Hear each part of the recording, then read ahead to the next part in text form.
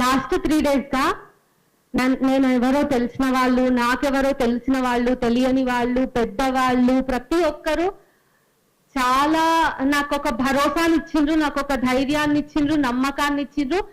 నేను ఇంకా చచ్చిపోయే వరకు ఇదే ఫీల్డ్ లో ఉంటా అని నేను ఈరోజు బల్ల బుద్ధి చెప్పగలిగినటువంటి ఒక ధైర్యాన్ని ఇచ్చిండ్రు. కాబట్టి మీ అందరికీ చాలా చాలా చాలా చాలా థ్యాంక్స్. ట్రోల్స్ ఈ రోజు స్టార్ట్ అయినాయి కావు, నాతోనే స్టార్ట్ అయినాయి కావు, నాతోనే ఎండాకాలని నేను అనుకుంటున్నా, దానికోసం నేను ఫైట్ చేస్తానని మాటిస్తున్నా. సావిత్రిబాయి పూలే నుంచి మొదలుకొని ఏదో ఒక రూపంలో మొదలైనవి. ఆ రోజు రాళ్ళిగ్గిన వాళ్ళు ఈ రోజు బూందులిగ్గుతున్నారు. నిజానికి అందరికీ తెలుసో తెలియదో, నేను 2 ఏళ్ల క్రితం మొదటి వీడియో చేసినప్పటి నుంచే లకారాన్ని నాకు బిరుదుగా తీసుకున్నా.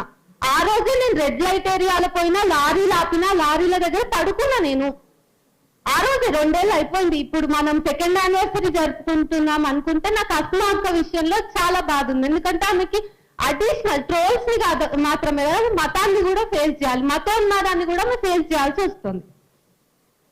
సరే, నేను ఉస్మానియా యూనివర్సిటీ జర్నలిజం స్టూడెంట్ గా చాలా రోజుల నుంచి ఆల్రెడీ క్వాలిటేటివ్ రీసెర్చ్ అనేది చేస్తున్న ట్రోల్స్ మీద. దాని మీద నేను ఒక నిర్దిష్టమైనటువంటి ప్రణాళికను రాస్తున్న సందర్భంలో ఈ ఫోటో నా కళ్ళబడింది. అందుకు నేను ఫీల్ అవుతున్నా. ఎందుకంటే అరే ఈ 3-4 రోజులు నేను ఏం పనులు చేయలేకపోయినా కదా, నా వర్క్ కి, నా బ్యాక్గ్రౌండ్ వర్క్ కి ఇది కొంచెం ఆటంకం అయ్యింది అనేటటువంటి బాధ తప్ప నేను ఎక్కడ తగ్గలేదు, నేను ఆగట్లేదు. ఈ 3 రోజులు నా ఫేస్బుక్ లో, నా యూట్యూబ్ లో పోస్టులు, వీడియోస్ రాలేవు అని సంతోషించే వాళ్ళకి ఈ 3 రోజుల నుంచి కూడా నేను ట్రోలింగ్ కి గురైనా. మార్పింగ్ దగ్గర ఏం ఆగలేదు. 3 రోజుల నుంచి కూడా నేను లకారాలకు గురైనా. ఎక్కువగా నన్ను ట్రోల్ చేసే వాళ్ళు జనసేన, బీజేపీ, ఆర్ఎస్ఎస్ వాళ్ళు ఉంటున్నారు. ఇక నేను ఎమోషనల్ గా మాట్లాడాలనుకుంటే నేను ఎమోషనల్ అవ్వను. బట్ మీకు ఎమోషన్స్ ని గుర్తు చేస్తా. ఏదైతే జనసేన అండ చూసుకొని, లేదంటే ఎవరైతే పవన్ కళ్యాణ్ నరాన ఇంకించుకొని ఈ రోజు నన్ను అంటున్నారో, వాళ్ళ కూతురికి 2 ఏళ్ళు అటు ఇటు ఉంటాను నేను, అంతే. సరే, ఎన్నో, బట్ వాళ్ళ కూతురు ఏజ్. సో వాళ్ళ ఇంట్లో వాళ్ళ కూతుర్లు ఉన్నారు, వాళ్ళ అమ్మ వాళ్ళు ఉన్నారు. ఇక్కడికి పోకూడదు, ట్రోలింగ్ అక్కడి దాకా కూడా పోకూడదు అని నేను ఫైట్ చేస్తా. మీ నాయకుడు ఇంట్లో ఉన్న ఆడవాళ్ళకు కూడా ట్రోలింగ్స్ పోవద్దు, నా దగ్గరనే ఆగాలి. ఎందుకు ఈరోజు నా మీద వచ్చిండొచ్చు, మా సీనియర్స్ అందరి మీద ట్రోల్స్ అయినాయి. చెప్పినగా నేను ఫస్ట్ కాదని. అయితే ఆపాల్సినటువంటి బాధ్యత, నైతిక బాధ్యత మన మీద ఉన్నదా లేదా? రాజకీయ నాయకులకు అలవాటైందబ్బా. కానీ మళ్ళా వాళ్ళే ఏం చేస్తారు? చంద్రబాబు నాయుడు నిండు సభలో ఏడ్చిండు తన కుటుంబంలోని ఒక మహిళని ట్రోల్ చేసినందుకు. అట్లా రోజా మీద జరిగినాయి, ఇంకొకరి మీద జరిగినాయి, ఆల్ పొలిటికల్ పార్టీస్ లో ఉన్న మహిళల మీద జరిగినాయి, వాళ్ళ మీద కూడా నేను, అంటే వాళ్ళకి ట్రోల్స్ జరగొద్దు అని కూడా నేను పోరాటం చేస్తా. ఎందుకు? ట్రోల్స్ అనేది ప్రతి అమ్మాయికి, ఎవరికి ట్రోల్స్ జరిగిన ట్రోల్సే కదా. వాళ్ళందరి మీద మాట్లాడే నైతిక బాధ్యత నాకుంది. కానీ అంత చిత్తశుద్ధి నన్ను ట్రోల్ చేస్తున్న వాళ్ళకు ఉందా లేదా అనేది నా ప్రశ్న. అయితే చెప్పినా కదా చాలా రోజుల నుంచి ఉందని. ఒక 1 year 1.5 year బ్యాక్ నేను ప్రశ్న రావణ్ కలిసినప్పుడు ఒక టాపిక్ మీద, మేము చాలా కంటెంట్ మీద డిస్కషన్ కి కలిసినప్పుడు ఫోటో ఫేస్బుక్ లో పెట్టినాం. దాన్ని పట్టుకొని శివాజీ గల్లా అనేటోడు కలుసుకున్నారు అని లవ్ సింబల్ పెట్టి, కలుసుకున్నారు అని కోట్ చేసి వేసుకున్నారు ఇది పక్కకెట్ట. ఆ కామెంట్ సెక్షన్ అంతా బూతులు. నేను ఒక ప్రొఫెషనలిస్ట్ దగ్గర అంటే రీసెర్చ్ చేస్తున్నాను చెప్పిన కదా, నా మీద ట్రోల్స్ ని కాదు, నేను ఇక్కడ కూర్చున్న వాళ్ళలో చాలా మంది మీద జరుగుతున్న ట్రోల్స్ ని కూడా నేను నా రీసెర్చ్ లో భాగంగా చేసుకున్నా. అవన్నీ కూడా నేను అనలైజ్ చేస్తున్నప్పుడు ఒక ప్రొఫెషనలిస్ట్, ఒక సైకాలజిస్ట్, ఒక అడ్వకేట్ నా పక్కన కూర్చున్నప్పుడు వాళ్ళకి నేను అవి చదివి వినిపించలేనంత దారుణమైన, అసభ్యకరమైనటువంటి పదజాలం అందులో ఉంది. ఇది గుర్తుపెట్టుకోండి. అయితే ప్రొవోకేటివ్ గా ఉండాలా, ఎలా డీల్ చేయాలి అనేది ఇది నాకు 2 ఏళ్ల నుంచి ఉన్నటువంటి ప్రశ్న. ఎందుకంటే నాదేముందబ్బా, ఆల్రెడీ వాళ్ళందరి దృష్టిలో నేను బరితెగించిన. సరే, నేను బరితెగించిన, కానీ తర్వాత రావాల్సిన ఆడపిల్లల పరిస్థితి ఏంటి? ఈ హాల్లో కూడా మహిళల సంఖ్య తక్కువనే ఉంది. మహిళా జర్నలిస్ట్ ఆర్గనైజ్ చేసినటువంటి సభ ఇది. సో నా ఏజ్ వాళ్ళు ఇంకా ఎక్కువ మంది ఉండాలని నేను కోరుకుంటా. నా ఏజ్ వాళ్ళని ఇంకా ఎక్కువ మందిని ఇక్కడ చూడాలంటే దానికోసం నేను ఏమైనా వర్క్ చేయగలనా? నేను ఆల్రెడీ పడ్డదాన్ని కదా, రాళ్ళు పడ్డాయి కదా నాకు, దాని మీద నేను ఫంక్షన్ చేస్తున్నా. ఎట్టి పరిస్థితిలో నేను మాట్లాడడాన్ని ఆపేటటువంటి ఉద్దేశంలో అయితే అస్సలు లేను.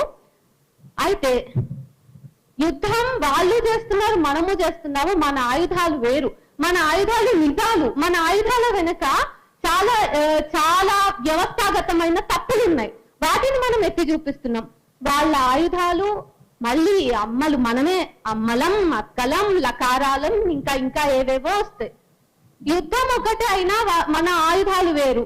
అయితే నేను రీసెంట్ గా పరకాల ప్రభాకర్ గారి ఒక మీటింగ్ అటెండ్ అయినా. అది క్లోజ్డ్ మీటింగ్, సెలెక్టెడ్ మెంబర్స్ ఉన్నారు. ఎస్ఐఆర్ మీద జరిగిన మీటింగ్ అది.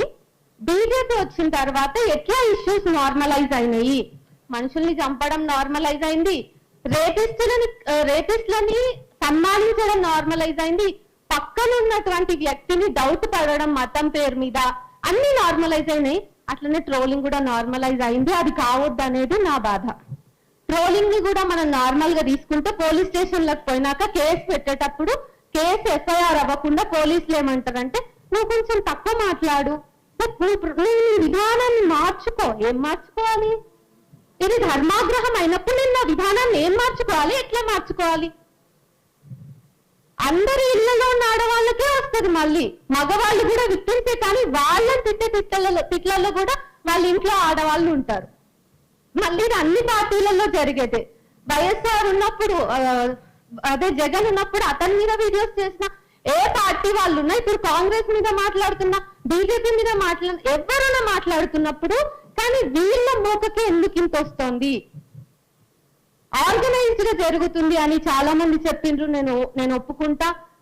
కానీ ప్రొవోకేటివ్ గానే రెస్పాండ్ అవ్వడం ట్రోల్ కి ట్రోల్ సమాధానం కాదు అని నేను అనుకుంటున్నా. ఎందుకంటే వాళ్ళతో వ్యవస్థ ఉంది, వాళ్ళు పెడితే కేసు తొందరగా ఎఫ్ఐఆర్ అవుతుంది, వాళ్ళు పోలీస్ స్టేషన్ కి తిరగకుండానే ఎఫ్ఐఆర్లు అవుతాయి.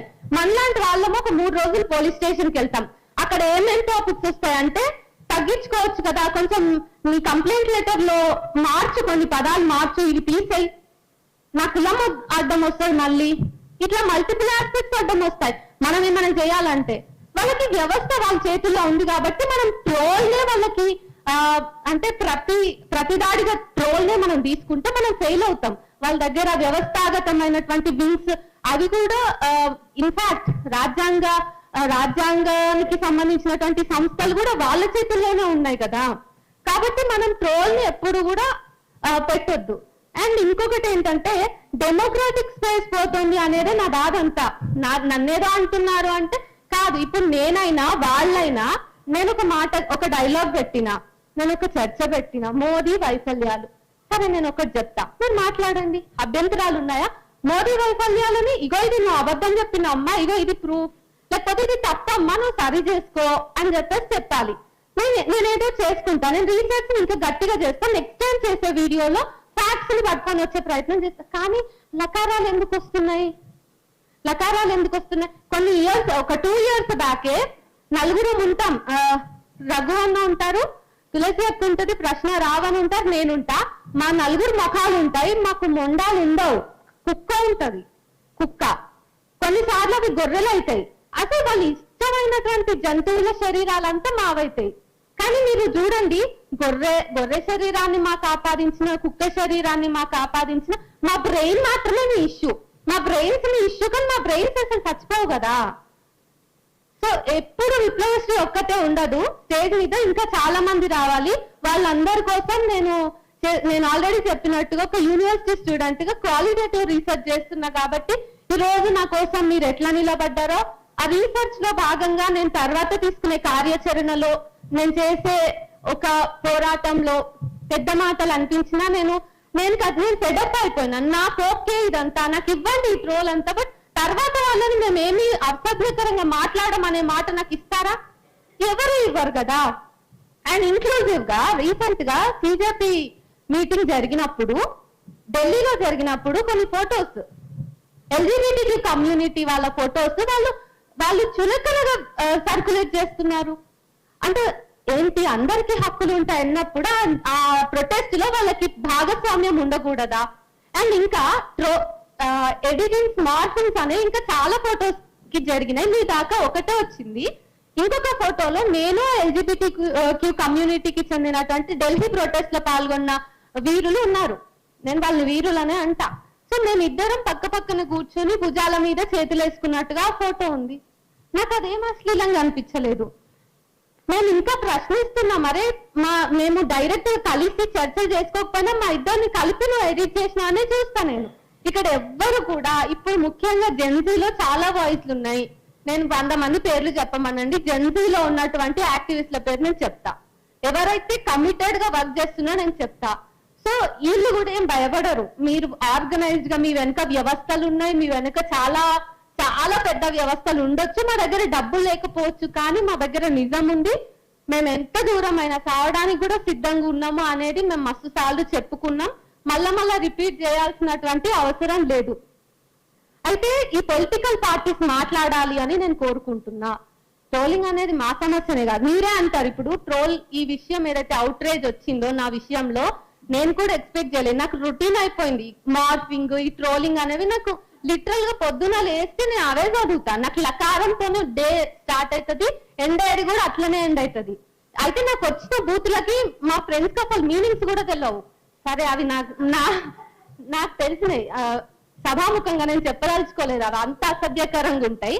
సో అలాంటి బూతుల్లోనే నా రోజు అంతా గడుస్తుంది, దాంట్లో ఏం లేదు. అయితే పొలిటికల్ పార్టీస్ ఏమన్నారు, ఈ 3 days లో RSS వింగ్ వాళ్ళు ఏమన్నారంటే, నన్ను ట్రోల్ చేసిన వాళ్ళే, నన్ను లకారం అని చెప్పి పోస్ట్ పెట్టినోడే వీళ్ళందరి ఫోటోలు మార్చైనాయి కదా, వీళ్ళ గురించి మాట్లాడవా అంటే, భలే మాట్లాడతాం. వాళ్ళెవ్వరి మీద మేము ట్రోల్ చేయలేదు, వాళ్ళెవ్వరిని మేము లకారాలతో మాట్లాడలేదు. వాళ్ళతో సైద్ధాంతికంగా, భావజాల పరంగా, రాజకీయంగా మాకేమైనా విభేదాలు ఉన్నప్పుడు మేము పార్లమెంటరీ లాంగ్వేజ్ లో మేము అది విమర్శ చేసినాం.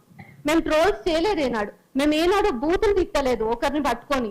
సో అది వాళ్ళు మర్చిపోతారు. సో ట్రోలర్స్ ఇప్పుడు ఏమైపోయిందంటే పోరాటం చేస్తున్న యోధులు అయిపోయింది. ఈ రోజు వాళ్ళు పోరాట యోధులు.